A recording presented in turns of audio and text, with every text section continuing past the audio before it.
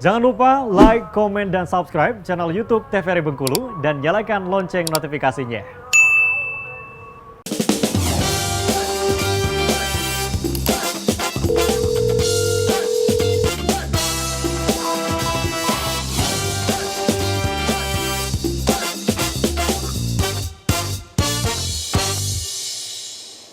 Halo pemirsa TVRI Bengkulu, apa kabar? Semoga selalu dalam keadaan sehat dan tetap semangat menjalankan aktivitas seperti pada biasanya. Senang sekali pemirsa, saya Helda Amelia kembali menjumpai Anda dan akan menemani Anda dalam 1 jam ke depan di Dokter Kito, Bersamo Kito Sehat. Nah pemirsa, hari ini tema kita akan membahas mengenai anemia defisiensi besi pada anak. Tentunya bersama dengan 2 dokter kita hari ini, ada Dokter Sela dan juga Dokter Wenti. Kita sapa dulu. Halo Dokter Sela. Halo. Apa kabar? Alhamdulillah baik. Alhamdulillah baik ya, semangat ya. Semangat. Oke, selanjutnya juga ada Dokter Wenti. Halo Dokter Wenti, apa kabar? Halo, baik. Alhamdulillah. Baik, Alhamdulillah sehat ya. Hari ini batik-batik dalam rangka apa nih? Kita habis menghadiri acara Hardiknas. Oke, di hari ini sekolah. Hari Pendidikan Nasional Hari ya. Pendidikan Nasional. Apa Dokter Sela pesannya untuk pendidikan di Indonesia pada saat ini? Untuk pendidikan di Indonesia, kalau tadi tema P5-nya adalah Bhinneka Tunggal Ika ya, mengusung itu untuk. Nah, dengan kurikulum baru ini yang ada, saya harap semoga generasi bangsa semakin cerdas, semakin maju dan sehat selalu pastinya. Oke, amin. Kita doakan bersama ya untuk kemajuan pendidikan di Indonesia. Oke, kita hari ini akan membahas mengenai anemia defisiensi besi pada anak ya, Dokter Wenti. Ini boleh dijelaskan sedikit, Dokter, mengenai Jadi, ADB? ADB atau anemia defisiensi besi pada anak biasanya ya. Nah, jadi sebenarnya anemia itu adalah kekurangan Hb atau hemoglobin dalam tubuh kita. Nah, penyebabnya banyak ya, tapi pada anak yang paling sering itu adalah zat besi. Jadi si zat besi itu fungsinya adalah salah satu bahan baku dari hemoglobin. Kurang lebih seperti itu. Nanti lebih rinci kita jelaskan. Sebenarnya ADB pada anak dengan ADB pada orang yang dewasa, apakah ada perbedaan? Oke, jadi perbedaannya sebenarnya ADB pada orang dewasa itu agak jarang. Kenapa? Karena kebutuhannya pun berbeda. Jadi pada anak kebutuhan zat besi itu jauh lebih tinggi dibandingkan orang dewasa. Makanya kalau orang dewasa biasanya anemianya karena penyebab yang lain.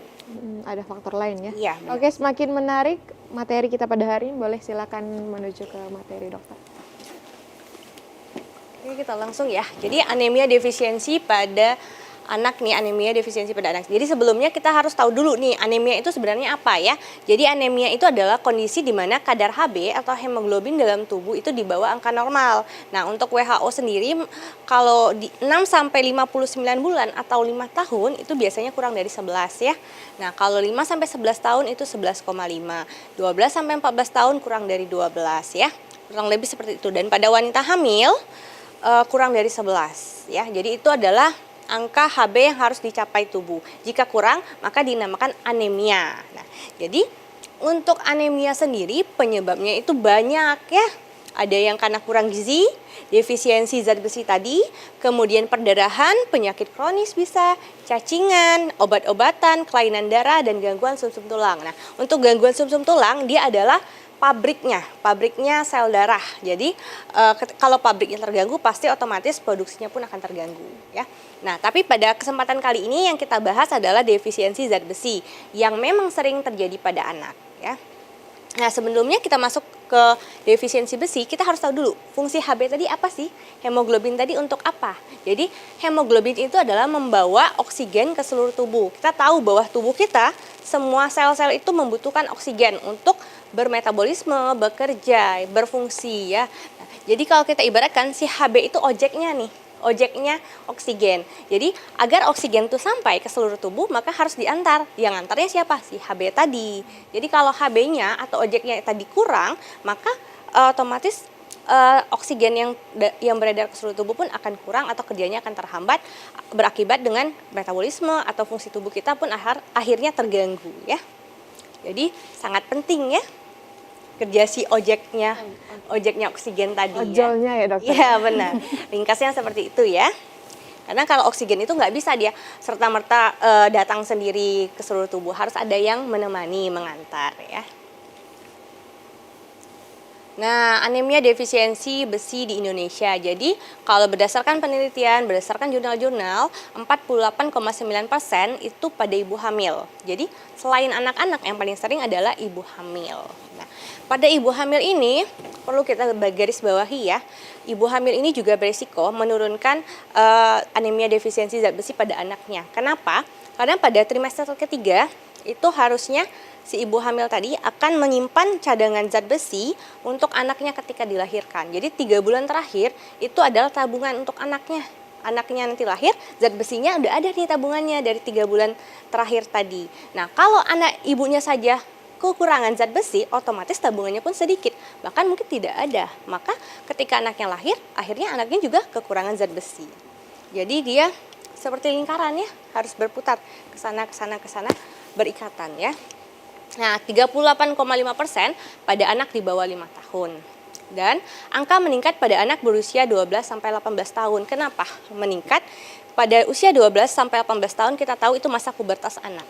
Ketika masa pubertas, otomatis kebutuhan zat besinya akan lebih tinggi, ya. Nah, kelompok usia paling tinggi mengalami defisiensi besi adalah usia balita 0 sampai 5 tahun hingga kelompok usia ini menjadi prioritas pencegahan defisiensi besi. Penting nih kenapa jadi prioritas? Karena 0 sampai 5 tahun itu masa golden period untuk pembentukan kognitif anak ya. Jadi zat besi itu benar-benar harus disuplai. Jangan sampai kita kekurangan zat besi. Anaknya jangan sampai kurang zat besi ya. Kalau misalkan ada kekurangan di usia 0 sampai 5 tahun, apakah ada gangguan ke perkembangan dan pertumbuhan? Ya, jelas ada gangguan perkembangan, gangguan pertumbuhan. Gangguan pertumbuhan bisa nafsu makannya turun, berat badannya tidak naik. Gangguan perkembangan, belajarnya terganggu, tidak bisa fokus, anaknya menjadi hiperaktif, macam-macam. Ya. Nah, menurut riset dari Kemenkes sendiri, 1 dari 3 anak Indonesia berusia di bawah 5 tahun mengalami ADB ya. Jadi 1 dari 3. Jadi lumayan banyak ya, lumayan besar angkanya ya. Nah, defisiensi besi merupakan penyebab anemia terbanyak pada anak ya. Zat besi menjadi faktor penting dalam pertumbuhan anak, tidak hanya untuk memproduksi Hb tadi ya, tidak hanya untuk pengojek oksigen tadi ya, tapi zat besi sangat berperan dalam metabolisme energi tadi ya. Kemudian sistem oksidasi, perkembangan dan fungsi syaraf, koneksi jaringan dan sistem hormon juga. Jadi sangat luas ya fungsinya. Nah, tahapan kekurangan zat besi sampai dengan terjadinya anemia defisiensi besi. Jadi tahapan pertama itu biasanya depresi cadangan besi. Kurangnya cadangan besinya dulu nih. Akhirnya apa nih di zat besi itu ada namanya ferritin ya, ada serum iron, nanti baru terbentuknya Hb ya. Nah, ketika ferritin rendah, Hb-nya biasanya masih normal. Ini belum kita katakan anemia ya. Tapi kalau sudah tahap 2 itu sudah terjadi tahap defisiensi besi. Si serum iron rendah, ferritinnya rendah. Tapi di sini biasanya Hb masih bisa, untuk normal masih bisa. Nah, tahap 3 itulah tadi ada tambahan anemianya. Jadi ketika ada anemia maka semuanya rendah ya. Hb-nya rendah, ferritinnya rendah dan serum ironnya juga rendah. Ini sekilas untuk cukup tahu saja ya. Nah, inilah kalau sel darah merah yang normal itu bentuknya bagus ya, merah dia besar ya. Kalau yang dia anemia maka warnanya akan lebih pucat. Pucat ya? Iya, terus bentuknya biasanya lebih kecil ya.